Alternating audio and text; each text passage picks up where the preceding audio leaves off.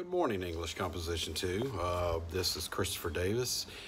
First of all, I just want to let you know I'm filming this outside. You know, we're all still doing the social distancing thing. And I am basically running this class from home.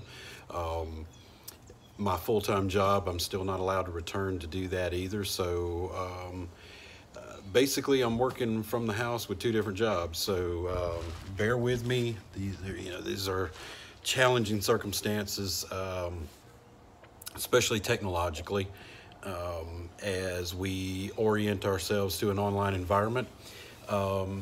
Just to introduce myself real quick, this is a Meet the Professor video. It's going to be short and sweet, and just to kind of give you an idea who I am and what my background is. And then I'll have a follow-on video today for the introduction to the course, and to talk about the literary elements that we will use to interpret the readings that we will have over the course of the semester. So a little bit about me. Like I said, my name is Christopher Davis. I am the professor for this course, and I will be guiding you through the class over the next 11 to 12 weeks. A little bit about me is I am a 2002 graduate of Auburn University. I was a dual enrolled student there, a dual major student, not dual enrolled, but dual major. So my background is in business and also English language and literature. And like I said, I graduated in 2002 from the business school from Auburn University. And then decided to move on and complete my English studies at Troy University, and went through the graduate program there and studied for a couple of years and received a master's degree in English, MA from there in 2005. So a little bit about my background, my discipline. In English, you will have a couple of schools that you will see most of the people come through. One is the linguistic side, where a lot of the scholars will study the origin of words and where those words came from and how they've changed over time. That's the linguistic side, the etymology, the philology. And then you have what I call literary history and science.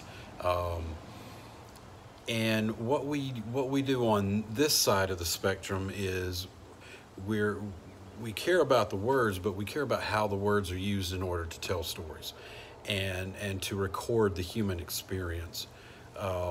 And so as a literary scientist, so to speak, I have focused most of my academic life looking at specific periods of writing when it comes to the application of the language. So my background focused specifically on ancient language and literature, specifically Greek and Roman, all the way up until the point where we get into medieval times, specifically English medieval period and Italian. So I have a background in Dante Alighieri. If you've ever read the Divine Comedy, the Inferno, the Paradiso, and the Purgatorio. So anywhere from ancient Greece all the way up to medieval times is what I considered my core focal point. That's the time period I care about. That's the time period I have been studying since really when I was in high school. I was fascinated by the Greek mythological tales, and then I started looking at some Norse mythological tales and Roman and Celtic, and how these stories are related. We call that comparative mythology. So in many aspects, I'm a comparative mythologist. I love to look at these old tales and these old myths from different cultures, and I'm always looking for key elements that are similar, and because I really believe that culturally speaking, yeah, we are separate cultures and separate people, and we have our own beliefs. But I really do believe at some source, we all have similarities that kind of bind us together as a human culture. And a lot of these similarities are hidden sometimes within the tales that people tell in order to, one, entertain one another, and the other one is to, of course, explain the world around them and what our place is in the world around. So, having said all that, I'm looking forward to continuing my time here at Northwest Florida State being your professor.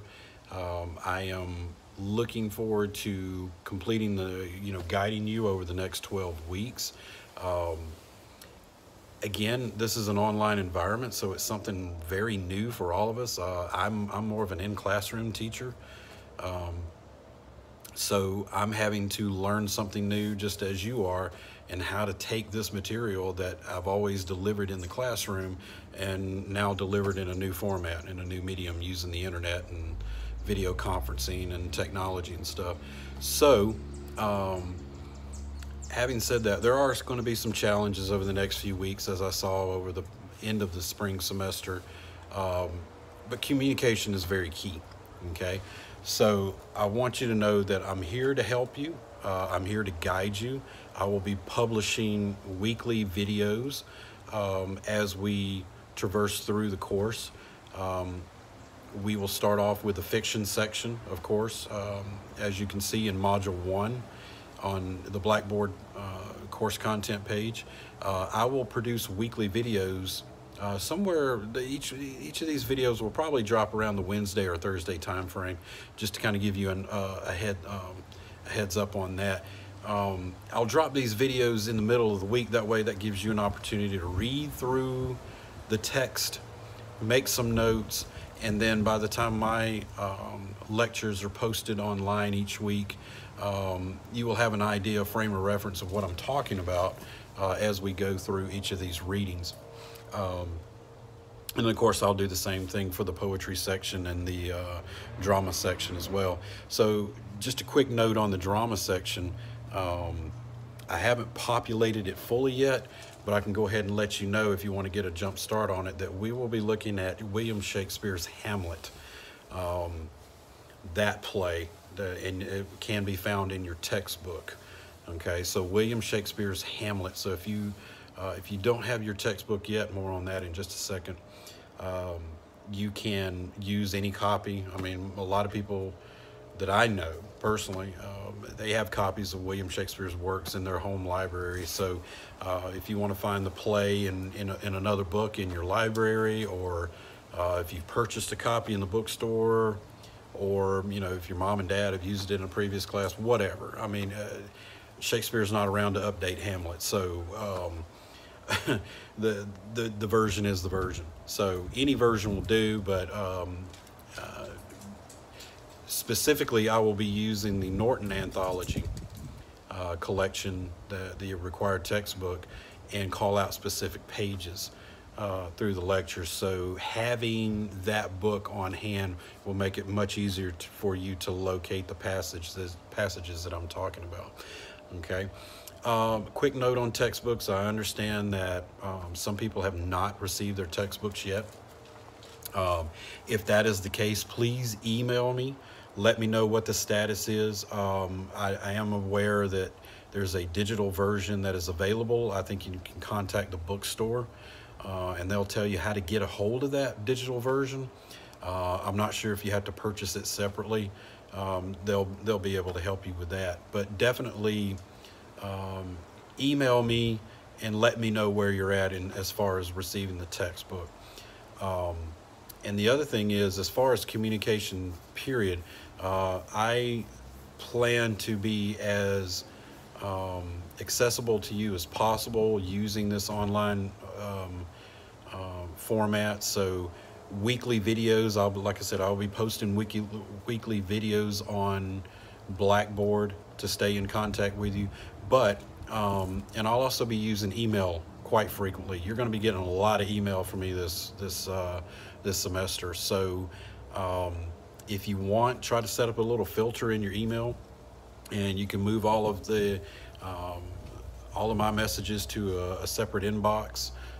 If you want to keep your inbox from getting cluttered, that's what I do for this class. So that's one helpful little tip I can give you. So email and also phone number. So within the course syllabus, you can find my email address and my phone number. Please, if you encounter any problems with, again, the textbook, with the course materials that are available, if you have issues with Blackboard, if you have issues with your email account, please contact me and let me know. You can, like I said, you can send me an email, you can send me a text, you can call me. Any one of those three options work. Let me know so I can help you. Okay, that's why I'm here. The whole point of me being here is because of you. Okay, and I want to make sure that I'm as helpful as possible to make sure that you're successful in completing the objectives for the class. Okay, so in order for me to do that, as Jerry Maguire, that movie Jerry Maguire, help me help you. And the way you do that is to email me, text me, or call me. Okay, and I will do everything I can. If I can't get you the answer, I know that I can find the person who can get you the answer. Okay, so again, I'm going to wrap this up and post it to YouTube, and it will be located in the Meet the Professor link posted on Blackboard. I will record a follow-up video immediately after this, and what I'm going to do is I'm going to go ahead and give you an introduction into interpretive literature, using the elements of literature to analyze. How do we do that? Okay, what are we looking for? What things are we observing and measuring when we're reading a piece of text? As I said, there's a scientific approach to it, and I have a whole bunch of notes here, and I'm going to be reading from that, and I'll also post these notes online. Okay, so having said all that, this is the end of the Meet the Professor portion of the class. I will, like I said, I'll post this shortly, and then I will turn around and see you guys in the next few minutes when I record the lecture for the class. Okay, lecture number 1. All right, take care. Like I said, reach out to me. Let me know how things are going. Let me know what issues you're having, what concerns you have, and know that I will do my best to help you. Okay, bye-bye.